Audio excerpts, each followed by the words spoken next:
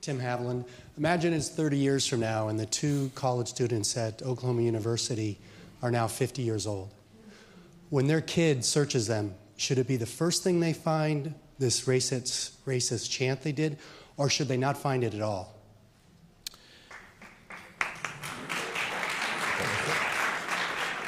I wouldn't want Google to be uniquely privileged to answer that question. Jonathan Zittrain, does the other side want to respond to that? Eric Posner.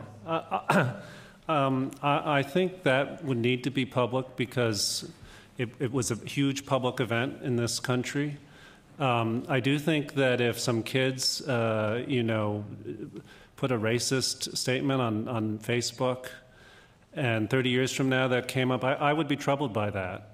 And the reason for being troubled by that is that people develop over time. The one thing that you do as a 17-year-old or a 16-year-old doesn't define you for your life. Even if you did something a lot more serious, committed a crime, for example.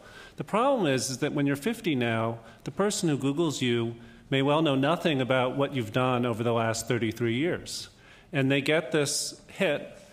And although one would wish that people would take into account the passage of time, I think it's human nature to jump to conclusions and assume that this 50-year-old person is the same as the 17-year-old. From a statistic I read while preparing for this, I understand that in Europe, 89% of all Google users never go to the second page. They're only looking at what comes up on the first page. Andrew McLaughlin. Well, so I feel this very deeply. The notion that one terrible thing that you do or is associated with you trails you your entire life, I think is heartbreaking. And it's something that concerns me deeply. And I think a lot about that. The internet has leapt way ahead of the human capacity to kind of situate incidents like that in a broader context of somebody's life.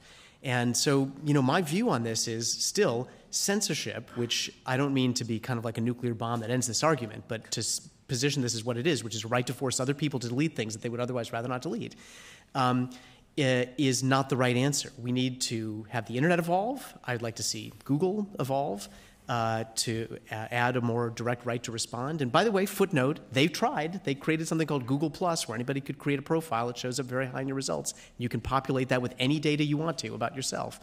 And I think broadly, though, as a society, we have to kind of learn how not to judge people in this incredibly harsh way that we seem kind of inclined to do.